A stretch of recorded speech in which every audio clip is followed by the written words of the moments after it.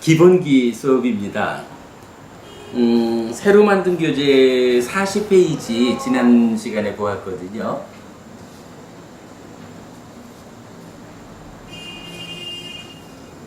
우리가 전승된 가르침 해서 불교 교리 가운데 전승의 중심 네 가지를 말하고 있잖아요.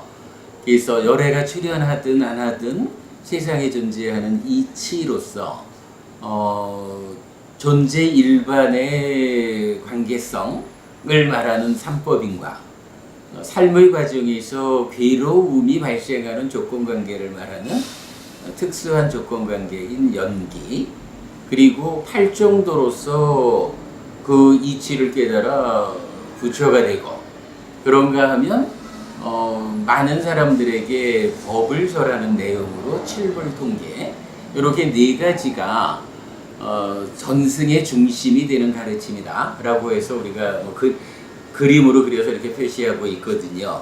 그런데 경전에 보면은 그 네 가지 중심이 되는 전승 말고도 경전이 설하는 문맥에 의해서 보면 이것이 과거의 부처님으로부터 현재 부처님을 거쳐서 미래 부처님까지로 전승되어가는 가르침이다, 이렇게 이해할 수 있는 가르침들이 있었던 거죠. 그래서 그거를 이제 우리 새 교재 40페이지에서 이외의 전승된 가르침이라고 정리를 했죠.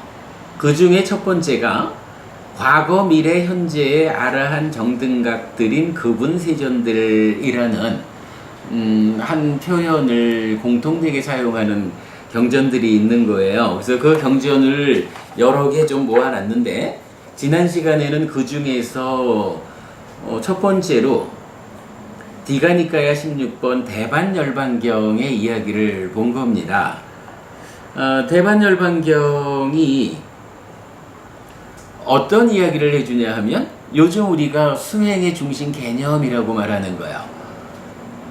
사념처로 5가지 장애를 밀어내고 그 자리를 칠각지가 팽창하면 칠각지가 명과 해탈로 바른 깨달음으로 열반으로 이끄는, 그게 이제 수행의 중심 개념이잖아요.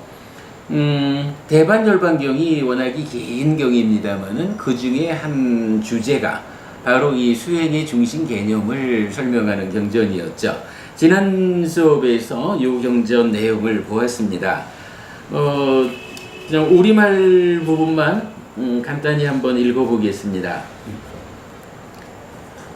그때 사리푸타 존자가 세존께 다가갔다. 가서는 세존께 절을 올리고 한곁에 앉았다. 한곁에 앉아서 사리푸타 존자는 세존께 이렇게 말씀드렸다. 대덕이시여, 저는 세존께 이러한 청정한 믿음, 아주 정확함이 있습니다. 바른 깨달음에 관한한 세존을 능가하고 세존을 초월한 다른 사문이나 바라문은 이전에도 없었고 앞으로도 없을 것이며 지금도 없습니다.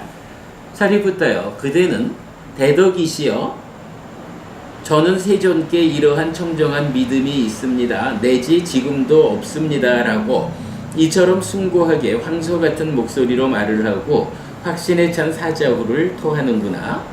그러면 그대는 그분 세존들께서는 이러한 계를 가진 분이셨다. 그분 세존들께서는 이러한 법을 가지신 분들이셨다.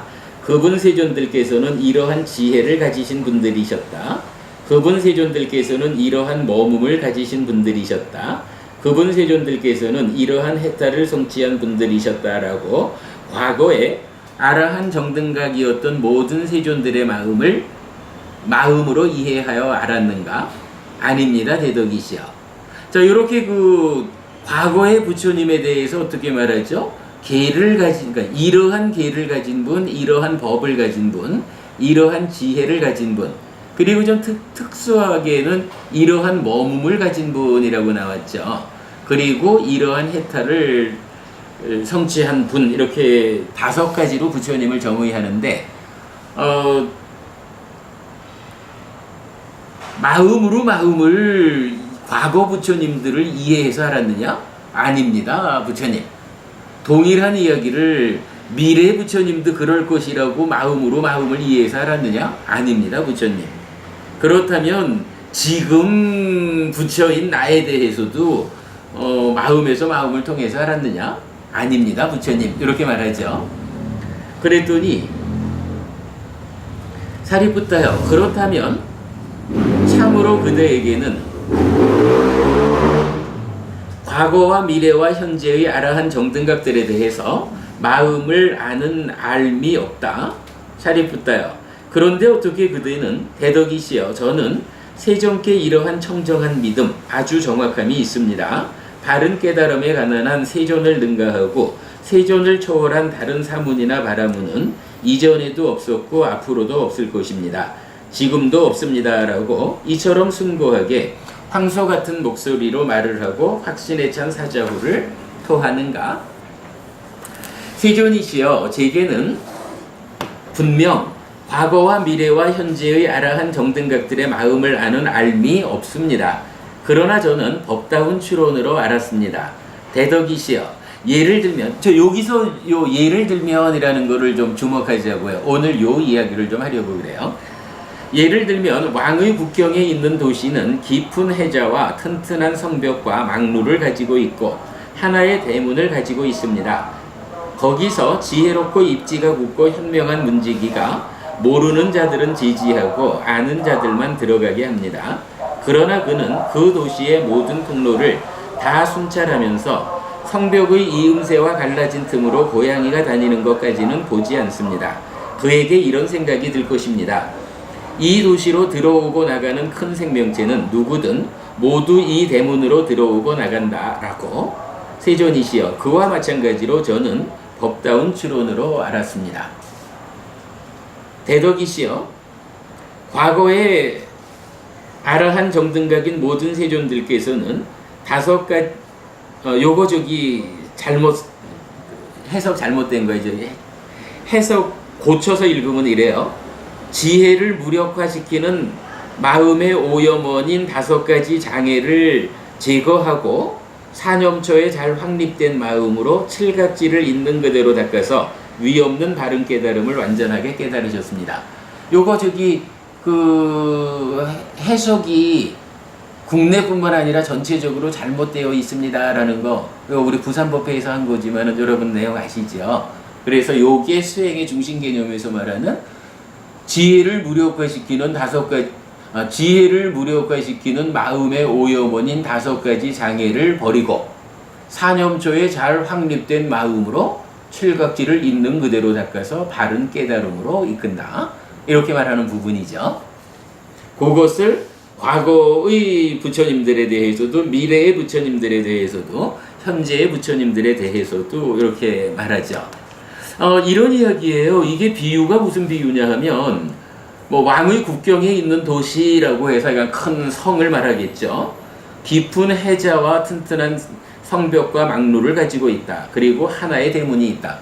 여기서 해자라고 하는 것은 저거죠. 옛날에 보면 성 둘레로, 그렇죠. 그렇죠.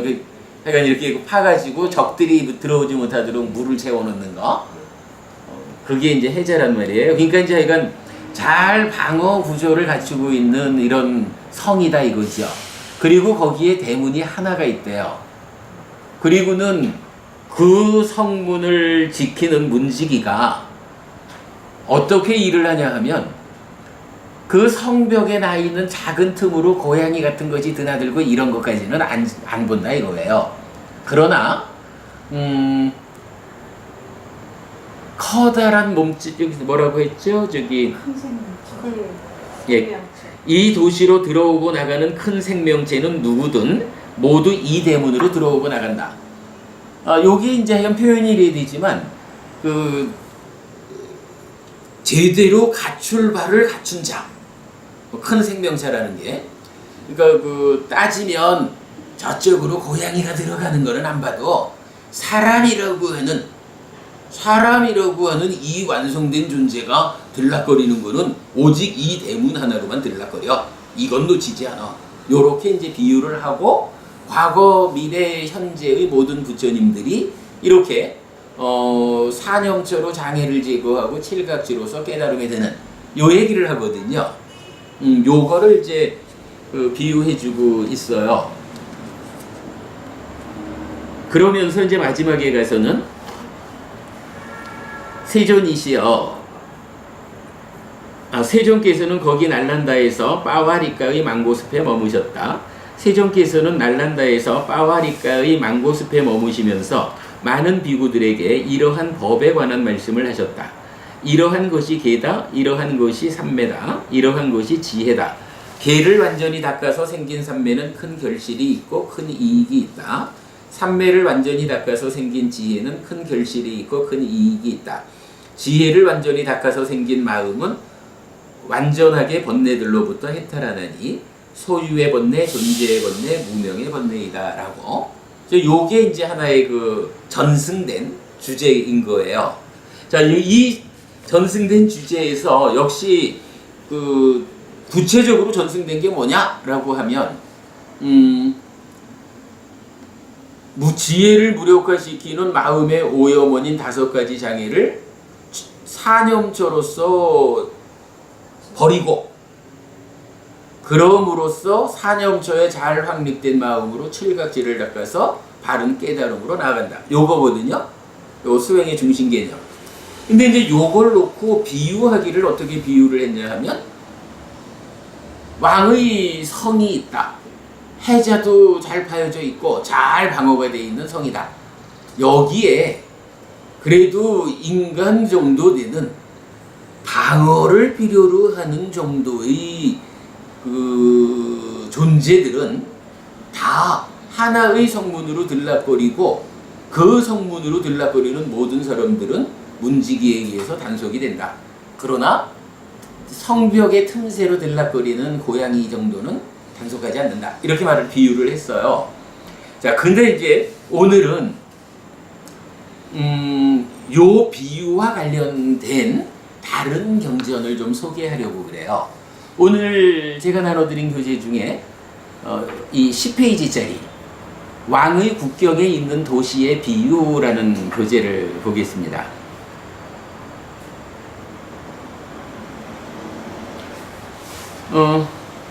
예를 들면 왕의 국경에 있는 도시는 깊은 해저와 튼튼한 성벽과 망루를 가지고 있고 하나의 대문을 가지고 있습니다. 그래서 동일한 같은 비유니까, 그는 다만 이 도시를 들어오고 나가는 큰 생명체는 누구든 모두 이 대문으로 들어오고 나간다라고 압니다. 이렇게 이제 표현되는 요 비유가 어떤 경전들에서 나타날까라는 것을 오늘 좀 보려고 하는 건데요. 일단 첫 번째로는 지금 대반열반경에서 우리가 공부한 이 주제로 나타납니다. 근데 이 동일한 내용이 대반열반경에 나오고 디가니까야 28번 정신경에도 나오고 상류다니까야 47번 상류다 12번 경 날란다경에도 나와요. 그러니까 세 개의 경에서 요 동일한 내용을 동일한 비유 가운데 설해주고 있어요. 그만큼 중요하니까 여러 번 반복이 되었다 이렇게 보면 되겠죠. 자, 그러면 그 세 가지 경전이 1번이니까 넘어가고요. 그 다음에 2페이지 제일 아래쪽에 가면 앙구따라니까야 열의 모음의 95번 경 우띠야 경이 있어요. 요 경전 읽어보겠습니다. 도반 우띠야여, 예를 들면 왕의 국경에 있는 도시는 깊은 해저와 튼튼한 성벽과 망루를 가지고 있고 하나의 대문을 가지고 있습니다. 내지 그는 다만 이 도시를 들어오고 나가는 큰 생명체는 누구든 모두 이 대문으로 들어오고 나간다 라고 합니다. 그와 같이 열에는, 자, 여기서 여러분 중요한 표현이 나타나요. 제가 사실은 요 표현 하나를 소개해 드리려고 오늘 이 경전을 보는 건데요. 그와 같이 열에는 세상 사람들이 모두 열반으로 인도되거나 반 혹은 3분의 1이 그렇게 되는 것에는 관심이 없습니다. 그러나 열에는 세상으로부터 열반으로 인도되었고 인도되고 인도될 자들은 모두 5가지 장애를 요것도 번역 잘못됐죠. 지혜를 무력하게 만드는 마음의 오염원인 5가지 장애를 제거하고 사념초에 잘 확립된 마음으로 칠각지를 있는 그대로 닦은 뒤에 비로소 세상으로부터 열반으로 인도되었고 인도되고 인도될 것이다 라고 합니다. 도반우띠하여 그러므로 그대가 세종께 드린 질문은 전혀 다른 관점에서 질문을 드린 것입니다. 그래서 세종께서는 그대의 질문에 설명을 하지 않으신 것입니다. 이 내용은 어때요? 수행의 중심 개념이니까 대념처경에서 말하는 것과 같은 내용이죠. 그런데 다만 이 우띠아경에서는 과거, 미래, 현재 모든 부처님에 대해서 반복해서 말해주지를 않아요. 그래서 전승된 가르침에 포함되지 않기 때문에 제가 따로 이 동일한 내용, 동일한 비유의 연결성 때문에 설명을 드리는 거예요. 자, 이 경전 무슨 이야기를 하냐 하면, 자, 기본적으로 제가 이제 이 경전을 소개하는 이유는 두 번째 단락이죠. 그와 같이 열애는 세상 사람들이 모두 열반으로 인도되거나 반 혹은 3분의 1이 그렇게 되는 곳에는 관심이 없습니다. 그러나 세상으로부터 열반으로 인도되었고, 과거죠. 과거에 해탈했고 인도되고 지금 해탈하는 사람들, 미래에 해탈할 사람들, 이렇게 말하는 거죠. 그런데 이러한 모든 하여간 열반으로 인도된다, 해탈할 것이다 라고 하면 과거, 현재, 미래 어느 시점에서든 모두 어떤 방법을 통해서 열반을 실현하느냐 하면 바로 수행의 중심 개념, 장애를 버리고 사념초에 잘 확립된 마음으로 칠각지를 닦아서, 이렇게 말을 해주고 있는 거예요. 이게 이런 개념입니다.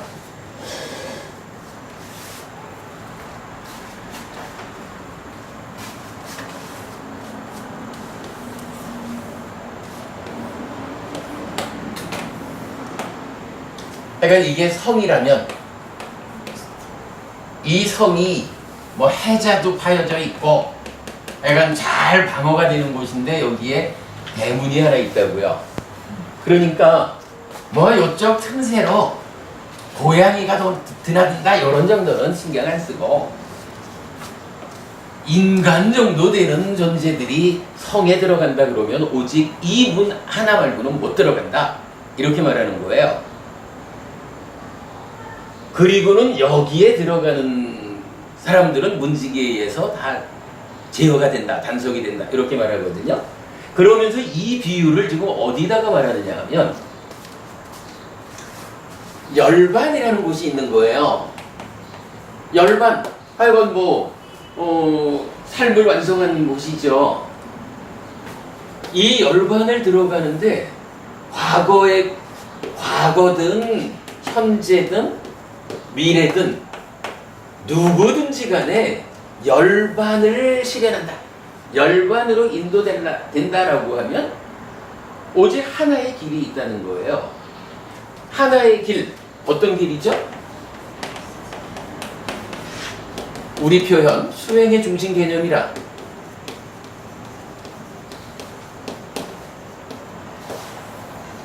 요거죠. 장애와 각지가 대응하는데 누가 밀어내느냐, 공간을 차지하느냐, 요거죠. 우리 마음 이야기. 장애는 지혜를 무력화하는 마음의 오염원이에요. 그래서 전적으로 해로움 덩어리야. 해로움 덩어리야. 이때 전적으로 유익함 덩어리가 있는데 그게 뭐냐 하니 사념처럼. 전적으로 유익함 덩어리라는 것은 전적으로 해로움 덩어리는 장애를 제거하는 거야. 이래가지고 사념처로 장애를 제거하고 각지가 팽창되면 각지가 명과 해탈로 또는 바른 깨달음으로, 그리고 이경에서 말하는 열반으로, 요것이 수행의 중심 개념이란 말이에요. 어쨌든 모든 수행 이야기는 그 알맹이는 사념초로 장애를 밀쳐내고 각지가 팽창해가지고 각지 상태로 장애가 없는 각지 상태의 마음이 명과 해탈로 바른 깨달음으로 열반으로 이렇게 나가는 게 이건 수행의 모든 것이거든요. 오직 열반으로 가는 길은 요거 하나뿐이다 이거예요. 그런데 우띠아라는 사람이 부처님한테 묻거든요. 와, 부처님 그렇게 좋은 방법이 있다면 부처님 제자들이 100%다 이런 방법으로 열반을 실현합니까? 이렇게 묻는 거예요. 아니면 절반쯤이 열반을 실현합니까? 아니면 3분의 1, 33%가 열반을 실현합니까? 이러는데 부처님이 대답을 안 해요. 그러니까 우띠아라는 사람이 이야 봐라, 내가 정말로 곧다마가 대답할 수 없는 질문을 해가지고 대답하지 않는구나 이러면서 어찌란다고. 이럴 때 이제 아난더尊자가 그거는 질문이 잘못돼가지고 부처님이 대답하지 않는 겁니다 라고 하면서 이제 아난더尊자 얘기가 뭐냐 하면 부처님은 당신 제자 중에 얼마나 많은 사람들이 열반으로 들어갈까라는 데는 관심이 없습니다. 이거예요. 이 말이 사실은 우리가 조심스럽게 봐야 돼요. 부처님은 자기가 법을 설해놓고도 자기 제자들이 열반을 실현하는 이거에는 관심이 없대. 그냥 말만 하고 말았나 봐. 이렇게 오해할 수도 있어요. 근데 사실은 얘기는 그게 뭐냐 하면 부처님은 열반으로 들어가는 하나의 길을 설했습니다. 가르쳤습니다. 이 길을 따라가지고 열반을 실현하는 사람이 제자들 중에 100%가 될지 50%가 될지 33%가 될지 이 부분은 부처님 몫이 아닙니다. 부처님은 만약에 부처님 제자 100%가 열반을 실현한다 하면 그 100%가 어떤 방법으로 열반을 실현할까요? 편집부님 어떤 방법으로 열반을 실현할까요? 100%가 다 한다면 100%가 부처님 제자 100%가 열반을 실현한다 라고 하면 어떤 방법으로 100%가 이 열반에 들어갈까요? 잘 모르시겠나요? 경제부분이 모르시겠어요? 부처님이 가르치는 길로 갈 수도 있고 자기가 닦지 않았는데 갈 수는 없거든. 아니 근데 이제 어쨌든 다 갔다면 100% 다 갔다면 만약에 100%가 다 갔다면 구원한 거지. 응? 구원해. 아니요. 지금 부처님 아난다 존자가 이야기하는 건 뭐냐 하면 부처님은 관심이 없는데 만약에 100%가 다 갔다 그러면 거기 그렇지. 길은 오직 하나다 이거예요. 길은 오직 하나다는 거야. 이 수행의 중심 개념, 사념적으로 장애를 밀쳐내고 각지가 팽창된 이러한 덮이지 않고 묶이지 않고 오염되지 않은 이 각지 상태의 마음이 명과 해탈로 바른 깨달음으로 열반으로 이끄는 이 한 가지 길밖에 없다는 거요. 딴 데 가려면 몰라요. 이게 그러니까 중요한 게 다른 데로 간다라고 하는 거는 모르는 거야. 그건 상관이 없어. 다만 열반으로 가는 열반을 실현했다라고 하면 만약에 100%가 다 열반을 실현했다 하면 그 100%가 다 어떤 방법으로 갔느냐? 하나의 길로 갔다는 거예요. 50%가 갔다 그러면은 그 50%도 다 하나의 길로 간 거예요. 그러면 가지 못한 50%는 나머지 50%는 뭐죠? 이 하나의 길을 잘못 들어섰거나 들어서 가지고 아직 가고 있는 중이거나 아니지 가고 있는 중도 포함된 거지 미래니까. 그러면 부처님이 하나의 길을 설해줬는데도 불구하고 가르침을 잘못 이해해가지고 다른 길로 가버리면 못 가는 거야. 3분의 1이 도달했다 그래도 그 3분의 1은 누구냐 하면 바로 이 하나의 길을 간 사람이야. 다른 길을 간 사람은 못 가는 거야. 부처님 제자라 해도. 요걸 말해주는 거예요. 이 비유가 어떤 비유냐 하면 여기선 이제 사람 정도 되는 이런 존재를 말했잖아요. 이 사람 정도가 통과하는 이 대문이 지금 무엇을 말하냐 하면 이 대문을 통과한 성의 내부가 어디냐? 이게 열반인 거야. 열반에를 들어가려면 대문이 하나밖에 없어.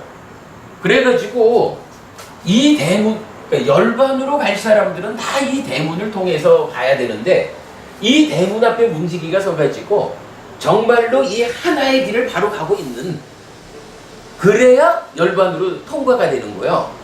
그런데요, 중간에 틈새로다가 고양이가 드나든다는 요건 뭐냐 하면 이 안쪽을 열반이라고 말은 하지만 뭐 비유니까 세상에는 이 하나의 대문을 통과해가지고 수행자가 딱 들어가서 열반을 성취하는 그거 말고도 세상에는 참 다양한 길이 있어요.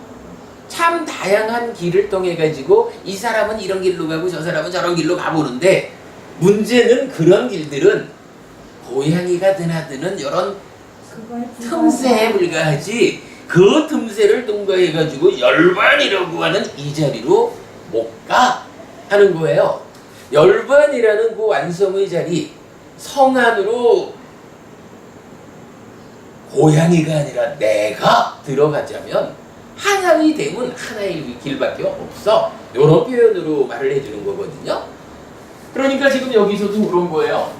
100%가 다 같다라고 만약 한다면 100%다 틈새가 아니라 하나의 대문을 통한 하나의 길로 열반에 간다는 거예요. 3분의 1이 갔다 그러면 3분의 1은 이 길로 갔고 그 대문을 통과했고 나머지 67%는 틈새를 찾아서 움직이다가 결국은 열반에 못 가는 거예요. 요렇게 얘기를 하는 거예요.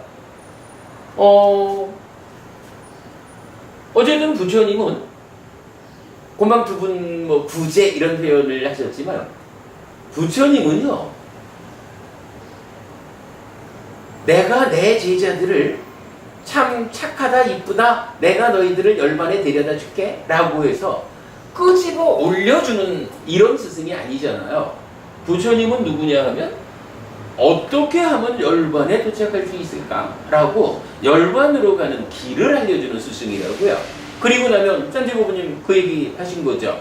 누구든 자주법주라고 스스로 섬이 되고 법으로서 점을 잡는다 라고 하듯이 알려진, 스승이 알려진 하나의 길을 통해 가지고 자기 스스로 이 길을 걸어야 도달을 하는 거예요. 그때 여기 이 길을 잘 걸어가지고 과거, 현재, 미래 전체에 열반에 도달하는 제자들의 수가 몇 %가 되든지 그거는 부처님으로서는 내 알 바 아닌 거예요. 부처님은 오직 거기에 가는 확실하게 열반으로 이끄는 요 방법 말고는 다른 방법이 없는 그 길을 가르쳐 준 거예요. 제자들의 몇 %가 그 길을 빠르게 걸어가가지고 열반에 도착할 거냐 하는 거는 부처님 책임이 아니고 제자들의 책임인 거예요. 당사자의 문제인 거예요. 요렇게 얘기해 주는 거거든요.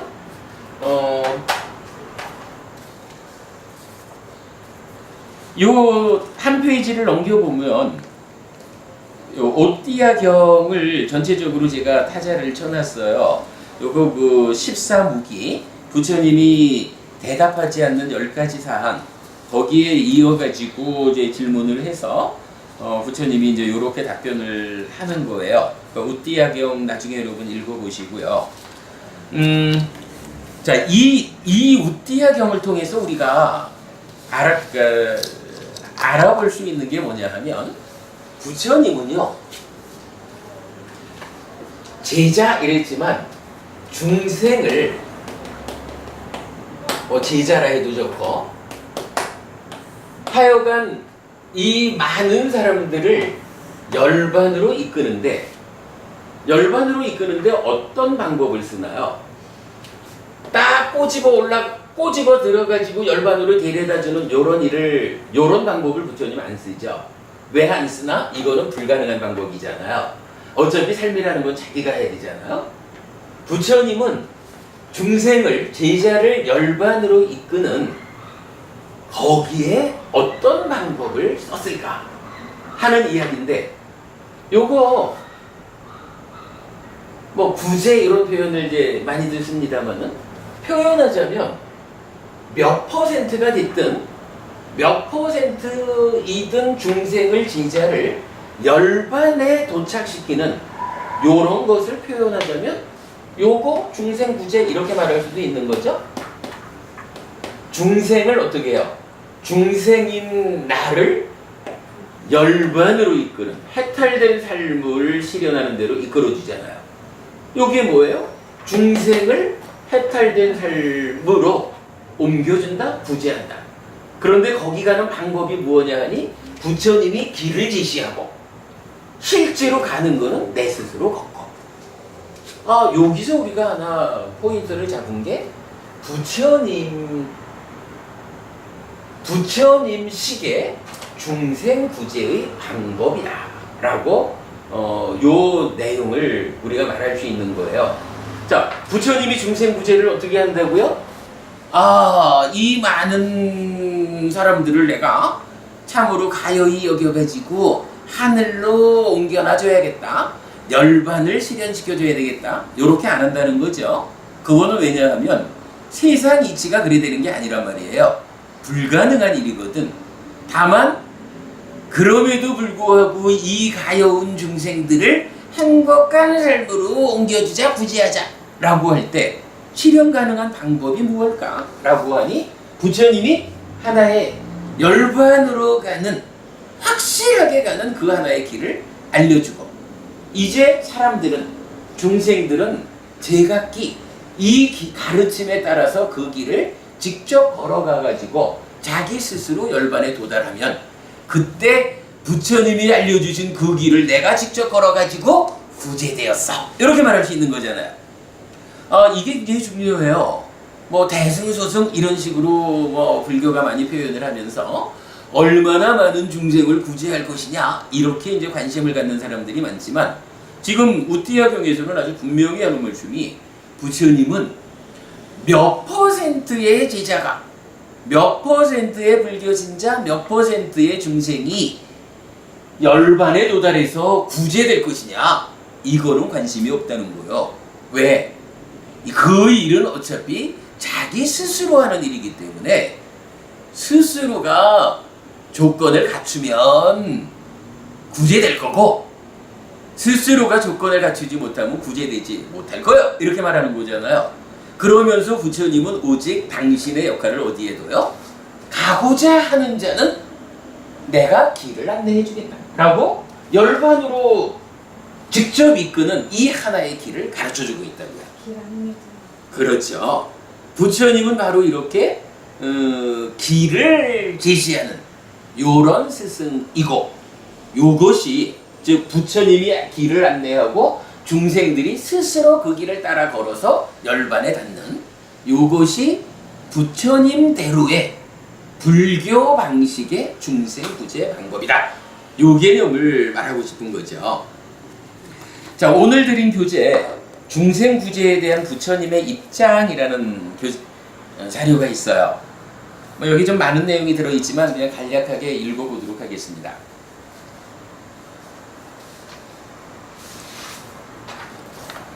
중생 구제에 대한 부처님의 입장. 중생 구제에 대한 부처님의 입장은 어떤 것일까요?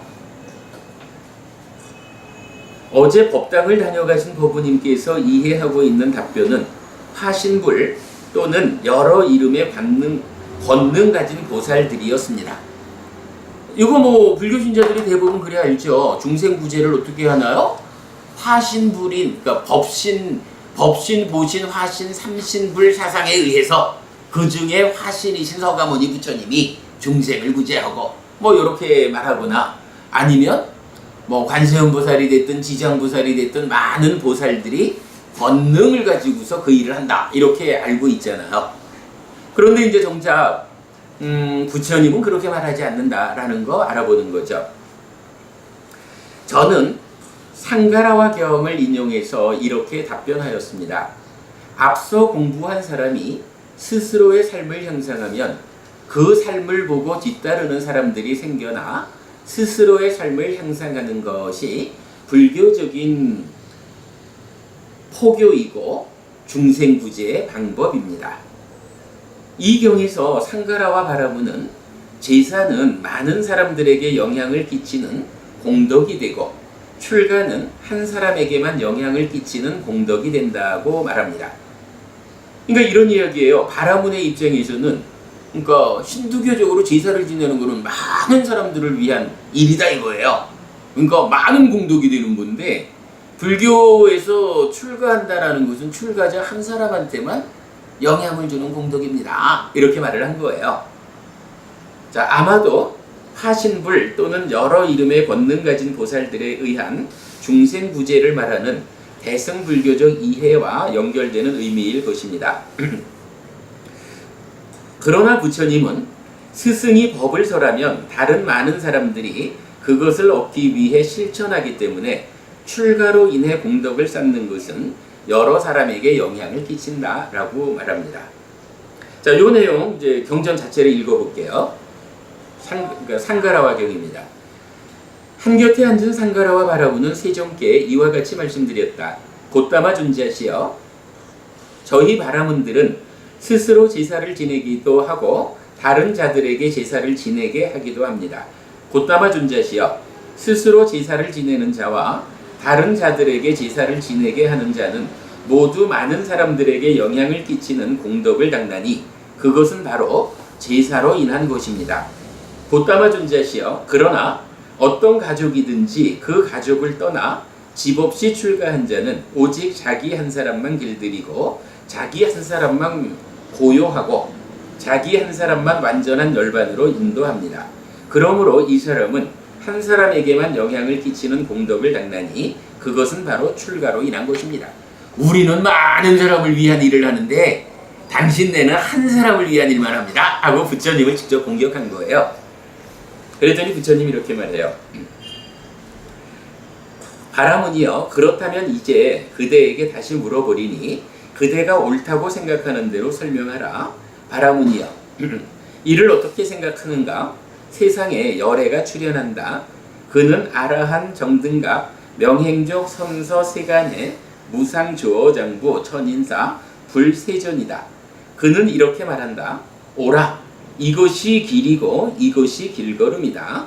나는 이 길을 의지하여 길을 걸어서 범행의 최상의 목표인 열반을 스스로 실다운 지혜로 실현한 뒤 그것을 그대들에게 설한다. 요거 뭐예요? 깨달은 자 부처님이 출현해가지고 이게 길이요? 하나의 길이요? 이 길을 그대들이 걸어가야 돼 하고 길과 길걸음 8정도와 중도 요걸 설한 거죠. 그리고는 나는 이 길을 통해 가지고 내가 스스로 내 삶에서 실현했다. 내가 실현한 것을 그대들에게 설한다. 그러니 그대들도 내가 말한 대로 이 길을 걸어가면 열반을 실현하게 될 것이다. 이렇게 말하는 거예요. 부처님의 설법 내용이에요. 그러니까 이것도 굉장히 의미 있어요. 부처님이 45년간 법을 설하셨지만 그 설한 법의 구체적 내용을 요약해보자 라고 하면 이렇게 나는 법을 설했다. 그대들은 나는 길을 이것이 길이다 라고 나는 길을 가르쳐줬다. 그 길을 그대들이 직접 걸어가라. 그래서 열반에 도착해라. 요거 했다. 이렇게 요약할 수 있는 거죠.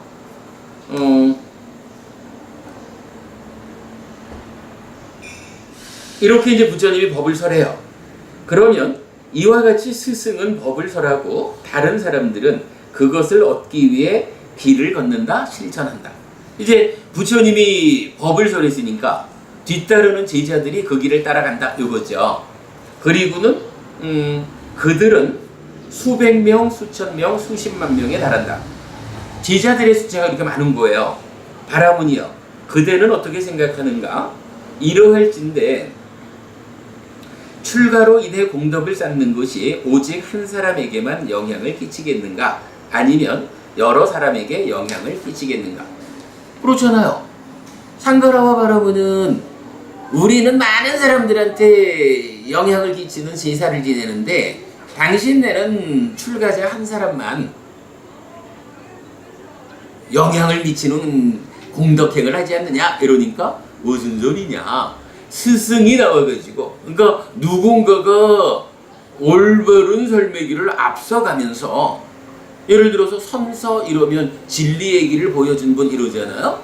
이렇게 앞서가는 사람이, 그러니까 한 사람이 올바른 길을 찾아가지고 앞서가면 그 뒤를 따라가지고 많은 사람들이 공감하고 동의하고 신뢰해가지고 내가 저희의 제자가 되어가지고 저희처럼 살리라 해가지고 뒤따라와가지고 그 길을 또한 똑같이 걷는 거잖아요.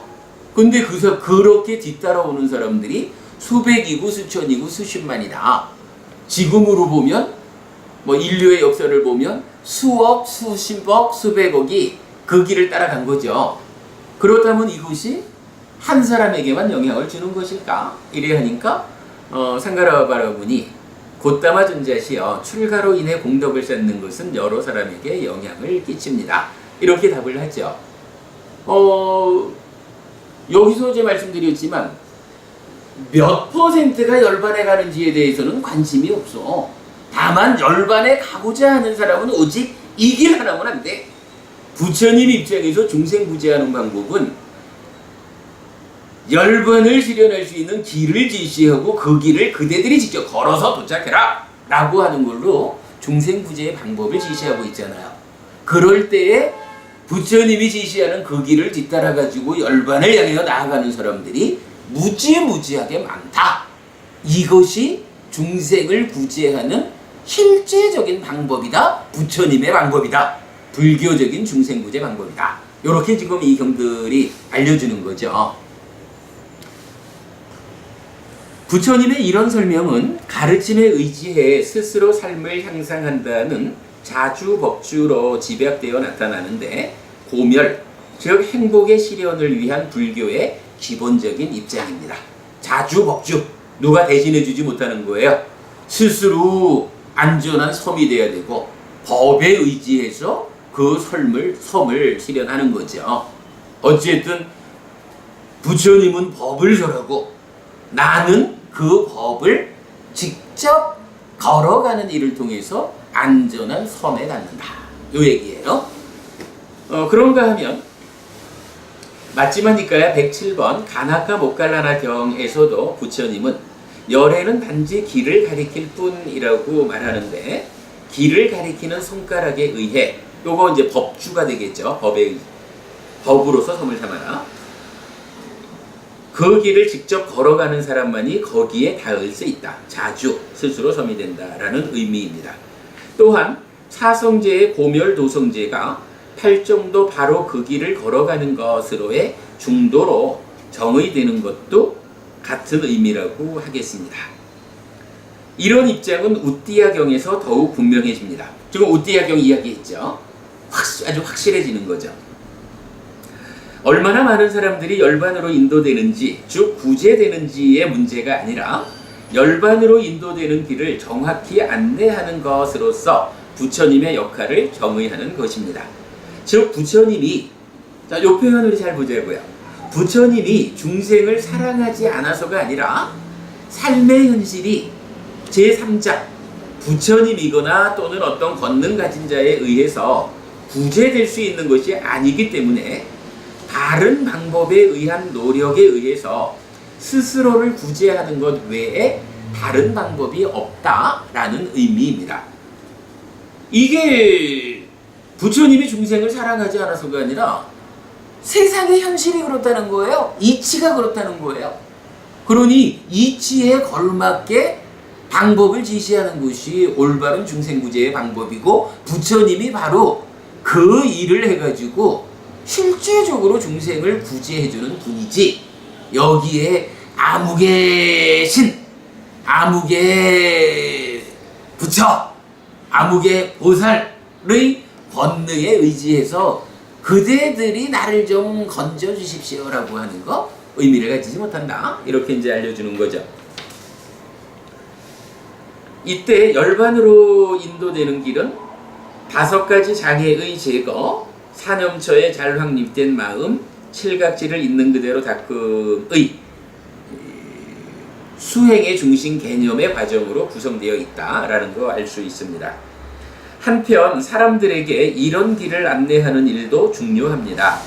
이런 길이 알려져야 여기에 의지해서 스스로의 삶을 향상할 수 있기 때문입니다.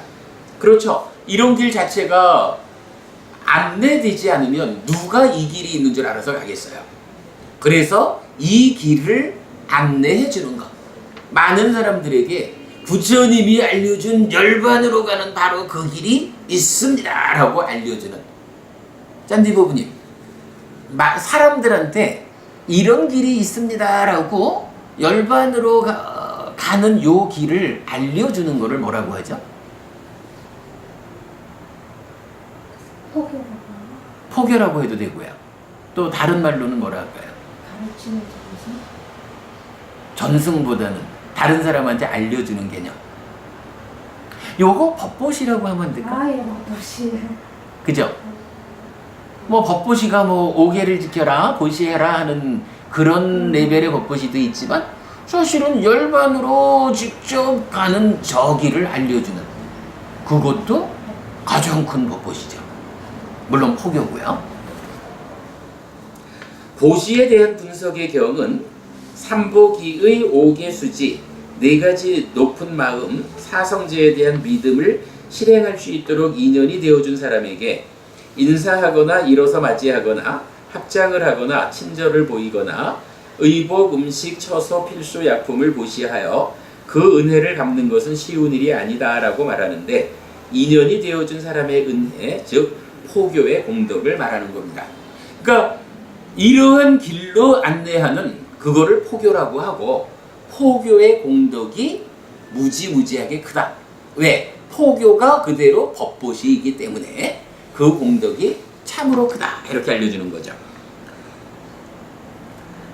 그래서 포교가 이런 일이다 라고 알려주고 있어요. 자, 이렇게 그 우띠하기, 그러니까 성벽에 대한 비유를 하는 이 경전을 통해 가지고 부처님이 중생구제를 어떤 방법으로 제시하느냐라는 것을 우리가 오늘 보았어요. 그럴 때의 중생구제, 분명히 부처님이 길을 제시하고 중생들이 스스로 걸어가지고 스스로를 구제하는 거, 이것이 실현 가능한 구제 방법이다. 이게 부처님의 방법이고 이것이 불교적인 중생구제의 방법이다. 이쪽으로 우리가 중생구제의 길을 전환할 때 불교가 살아날 것이다 라는 부분 말한 것으로 하면 되겠고요. 자, 그 다음에 이제 여기에서 중생구제 이야기하면서 또 재밌는 표현이 하나 있었죠. 열애는 단지 길을 가리킬 뿐 이랬어요. 자, 오늘 드린 자료 중에 또 하나 3페이지짜리인데요. 가나카 모칼라나 경 중에서 열애는 길을 가리킬 뿐, 길을 가리키는 자일 뿐 이랬거든요. 요거 읽어보면서 오늘 수업 마치도록 하겠습니다. 하여간 이제 그 부처님이 자기 스스로를 말해요. 나는 열반으로 가는 길을 가르쳐 주는 사람이지, 거기에 몇 퍼센트의 제자들이 그 길을 따라서 열반에 도달했을까? 그거에는 관심 없어! 라는 우띠아경의 가르침을 다른 경우로, 그러니까 다른 비유로서 표현을 하고 있어요. 이렇게 말씀하시자 가나카 모칼라나 바라무는 세종께 이렇게 말씀드렸다. 고따마 존자의 제자들은 고따마 존자께서 이와 같이 훈계하고 이와 같이 가르치시면 그들 모두 궁극적인 목표인 열반을 실현합니까? 아니면 어떤 자들은 실현하지 못합니까? 동일한 질문이죠? 전체입니까? 33%입니까? 하는 거나 그들 모두가 갑니까? 어떤 자들은 못 가기도 합니까? 바라문이요, 나의 제자들은 이와 같이 훈계를 받고 이와 같이 가르침을 받으면 어떤 자들은 궁극적 목표인 열반을 성취하고 어떤 자들은 성취하지 못한다. 누구는 가고 누구는 못 간다. 고따마 존자시여, 열반이 있고 열반으로 이끄는 길도 있고 인도자인 그대 곧다마도 있는데 무슨 원인과 무슨 조건 때문에 곧다마 존자의 제자들이 이와 같이 훈계를 받고 이와 같이 가르침을 받으면 어떤 자들은 궁극적인 목표인 열반을 성취하고 어떤 자들은 성취하지 못합니까? 여기서 재밌는 표현을 이렇게 하는 겁니다. 열반이 있잖아요. 부처님이 길을 안내해서 열반 가는 길도 생겨났죠. 그리고 요 자리에 마치 그 대문에 문지기가 서듯이 길 안내자로서의 부처님이 계시다고요. 그러니 열반도 목적지인 열반도 있고 거기 가는 길도 있고 안내자인 부처님도 있는데 이러면은 100% 다 가야지 왜 누구는 가고 누구는 못 갈까? 이렇게 질문을 한 거예요. 사실은 질문들도 예리하게 해요. 자, 이때 부처님이 이렇게 답합니다. 바라문이여, 그렇다면 이것을 그대에게 물어보리니 그대가 원하는 대로 설명하라. 바라문이여, 이를 어떻게 생각하는가? 그대는 라자가하로 가는 길에 익숙한가? 존자시여, 그러합니다. 저는 라자가하로 가는 길에 익숙합니다. 이런 얘기죠. 이제 비유를 드는데 열반 이 얘기 대신에 라자가하, 왕사석이라고 부르는 데죠. 라자가하가 있어요. 그리고 라자가하로 가는 길이 있어요. 그리고 라자가하 가는 길에 익숙한 가나까 못갈라나 바라문이 서 있어요. 이런 상황을 이제 동일하게 비유로 제시하면서 이렇게 묻는 거예요. 이를 어떻게 생각하는가 바라문이요. 여기 라자가하로 가고자 하는 사람이 와서 그대에게 묻기를 존자시여, 저는 라자가하로 가고자 합니다. 라자가하로 가는 길을 가르쳐 주십시오라고 한다 하자. 가나까 못갈라나 바라문이 여기 서 있는데 누가 와가지고 존자시여, 제가 라자가해를 가야겠습니다. 그 길을 좀 가르쳐 주십시오. 이렇게 물었다는 거죠. 그대는 그에게 이와 같이 말해줄 것이다. 여보시오, 이 길이 라자가하로 가는 길입니다. 이 길을 따라서 조금 가다가 보면 어떤 마을을 보게 될 것입니다. 거기서 조금 더 가면 어떤 성읍을 보게 될 것이고, 거기서 조금 더 가면 아름다운 공원과 아름다운 숲과 아름다운 들판과 아름다운 호수를 가진 라자가하를 보게 될 것입니다. 라고. 가나가 못갈라나 존자는 자기한테 어떻게 라자가하를 갔죠? 그러니까 요 길을 따라가셔요. 가다 보면 요런 마을을 지나면 요런 성읍이 있고 요렇게 가다 보면 아름다운 라자가하가 나타납니다. 이렇게 잘 알려준 거예요. 그랬는데 그는 이와 같이 훈계를 받고 이와 같이 가르침을 받았지만 잘못된 길로 들어서서 반대편으로 가게 될 것이다. 그러니까 어떤 사람은요, 가나까 못갈라나 바라문이 자기가 잘 가르쳐줬는데도 불구하고 이해에 문제가 있든가, 가다가 누가 옆에서 이리 오셔요 하고 꼬시니까 끌려가든가 하여간 가는 길을 벗어날 수가 있잖아요. 그래가지고 라자가에 못 갈 수도 있다고. 가능한 얘기죠. 그런가 하면 이제 두 번째로, 이제 라자가하로 가고자 하는 두 번째 사람이 와서 그대에게 묻기를 하고 똑같이 물어요. 그러면 그 길을 똑같이 대답을 해줘요. 그리고는 그는 이와 같이 훈계를 받고 이와 같이 가르침을 받아서 안전하게 라자가하에 이르게 될 것이다. 두 번째 사람은 가르쳐준 그대로를 잘 기억해가지고 그 길을 잘 따라서 간 거예요. 그랬더니 가르쳐준 그 길이 라자가하로 가는 길이기 때문에 도착을 하는 거예요. 그럴 수가 있겠죠. 자, 이제 경전은 이렇게 나옵니다. 바라문이여, 라자가하도 있고 라자가하로 가는 길도 있고 그대가 인도자로 있다. 그런데 무슨 원인과 무슨 조건 때문에 그대가 이와 같이 훈계하고 이와 같이 가르쳤거늘 한 사람은 잘못된 길로 들어서서 서쪽으로 가고 다른 한 사람은 안전하게 라자가하에 이르게 되는가? 그대가 똑같이 두 사람을 길을 가르쳐줬는데 왜 한 사람은 가고 한 사람은 못 갔을까? 이렇게 묻는 거죠. 곧다마 존자시여, 여기서 제가 무엇을 할 수 있겠습니까? 저는 길을 안내하는 자일 뿐입니다. 못담아 존자시여. 그러니까 아니 내가 그 사람을 손 붙잡고 라자가까지 데리고 가다가 딴 길로 보낸 거 아니고 나한테 물어보니까 여기서 저기 라자가 가는 길이 있어 라고 가르쳐준 것 뿐인데 가다가 자기가 잘못 간 거를 나보고 어쩌란 말입니까? 나는 내 역할은 길을 가르쳐주는 거, 길을 가르치는 것 뿐입니다. 이렇게 답을 한다고요. 그러니까 이제 부처님 다시 이렇게 말하죠. 바라문이여 그와 같이 열반이 있고 열반으로 인도하는 길도 있고 내가 인도자로 있다. 그대가 말한 그대로. 그런데 나의 제자들이 이와 같이 훈계를 받고 이와 같이 가르침을 받으면 어떤 자들은 궁극적 목표인 열반을 성취하고 어떤 자들은 성취하지 못한다. 바라문이여 여기서 내가 무엇을 할 수 있겠는가? 바라문이여 나 열애는 길을 가리키는 자일 뿐이다. 딱 이 얘기인 거예요. 그래 당신 말대로 열반이 있고 열반 가는 길이 있어. 이 열반 가는 길을 내가 발견해가지고 발견해가지고 드러냈어. 그리고 내가 이 길 입구에 안내자로 서 있어. 이제 많은 제자들이 나한테 와가지고 스승이시여 어찌하면 열반에 갈 수 있습니까? 라고 물을 때 나는 열반 가는 길이 이러이러하다라고 팔정도라는 수행의 중심 개념을 이래가지고 가르쳐 준 거예요. 그런데 나는 열반으로 가는 길을 가르쳤는데 제자들의 입장에서 가는 중간에 어차피 가는 거는 자기가 가야 돼. 이게 세상 이치요. 내가 데려다 주진 못해. 세상 이치가.